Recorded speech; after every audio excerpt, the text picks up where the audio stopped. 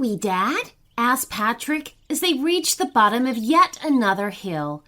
Well, if I'm honest, I'm not too sure right now. Let's try up this path. I'm sure we'll see something we recognize from up there, replied Patrick's dad. The problem was, he'd been saying that for half an hour now. Patrick was beginning to think that they might be lost. The path took them up the side of a steep slope, where huge rocky cliffs rose up beside them. The trees were mostly firs, with long green needles sprouting from the tips of their branches. Dad, my legs are getting tired, Patrick said, trying not to sound like he was whining. I know, answered his dad. Me too. We'll find somewhere to stop soon for a rest. The path ahead narrowed, with the steep rock closing in from both sides. There was just enough room for Patrick's dad to squeeze through. Can you see our car? Asked Patrick hopefully. His dad sighed.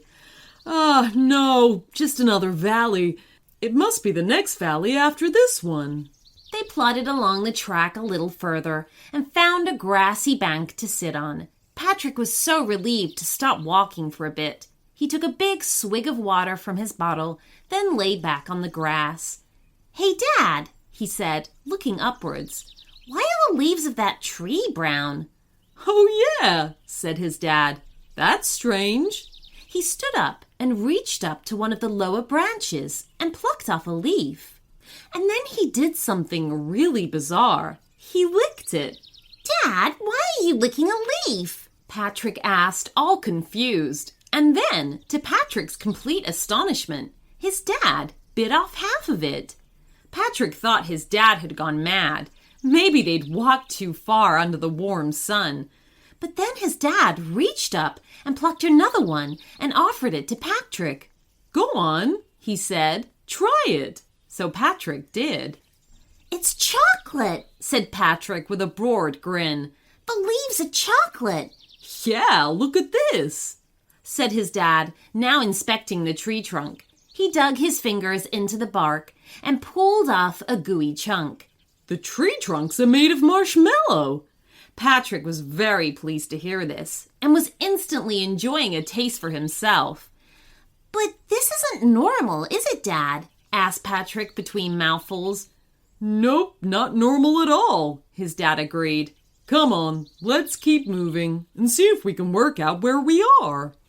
They carried on along the track, and it wasn't long before they came to a stream. But instead of water, there was a white liquid flowing there.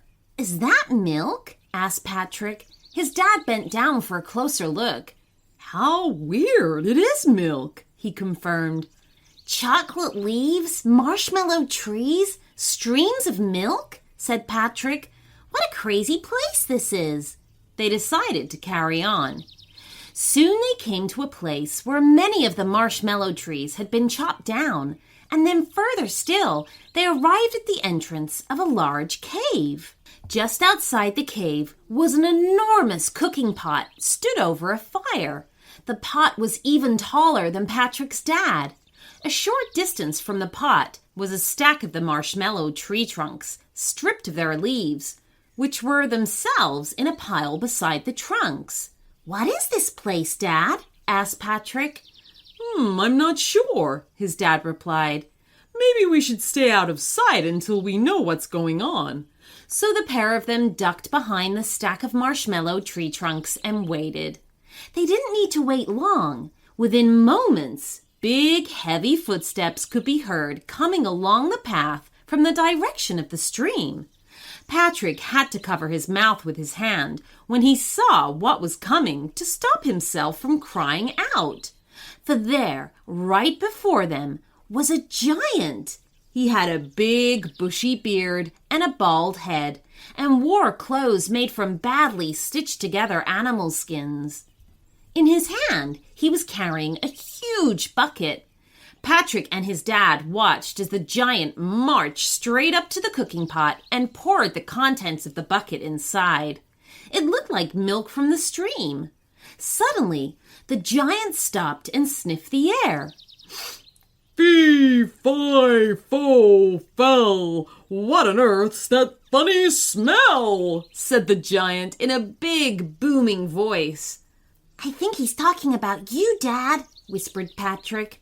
Well, that's just charming, that is, complained Patrick's dad. Quickly, hide in the pile of chocolate leaves. The giant looked around his little camp, but couldn't see anything wrong. He decided it was just his imagination playing tricks on him. He crossed to the pile of chocolate leaves and scooped up a colossal handful, including Patrick and his dad. Before they knew what was happening, they were dropped into the warm milk of the cooking pot. Fortunately, while they both spluttered and splashed, the giant was busy choosing a marshmallow log from the pile, and he didn't see them paddle to the side of the pot. Oh, this one looks a good one, said the giant, picking up the topmost tree trunk as if it was nothing more than a spoon. Seeing the giant return, Patrick and his dad ducked beneath the surface of the milk, just as the giant dipped the tree trunk in and gave it a stir. Patrick and Dad were swirled about, forcing them to the surface. But by then, the giant had pulled out the tree trunk and was biting off the end. Fee, fi, fo, faced. What on earth's that funny taste? Wondered the giant out loud in his big, booming voice. I think he's talking about you, Dad, whispered Patrick. Well, that's just charming, that is, complained Patrick's dad. Suddenly, the big face of the giant appeared over the pot. Patrick pressed himself up against the side, but his poor dad was in full view of the giant. Fee, fi, fo, fing. What on earth's this funny thing? Announced the giant in his booming voice. I think he's talking about you, Dad, whispered Patrick. Well, that's just charming, that is, complained Patrick's dad. What are you doing in my hot chocolate? Bellowed the giant loudly. Well, would you believe that we're lost? Said Patrick's dad, as Patrick paddled away from the side to join him. I should say you're lost, said the giant. You won't find where you want to go in my hot chocolate. It does taste quite nice, admitted Patrick, who'd been having a crafty drink. Well, I'm not sure I want it now, moaned the giant. Not after you two have been having a bath in it. Sorry, said Patrick and his dad. The giant considered them both for a moment, then came to a decision. Okay, he said. Let's get you out of there and I'll make some more. And that's exactly what he did. Soon Patrick and his dad were all cleaned up and drinking their own hot chocolates, while the giant guzzled a ginormous one. Oh, delicious, said the giant. Perfect, said Patrick's dad. Yum, said Patrick. So you two are lost, are you? Said the giant. Unfortunately, yes, admitted Patrick's dad. We can't find where we parked the car, added Patrick.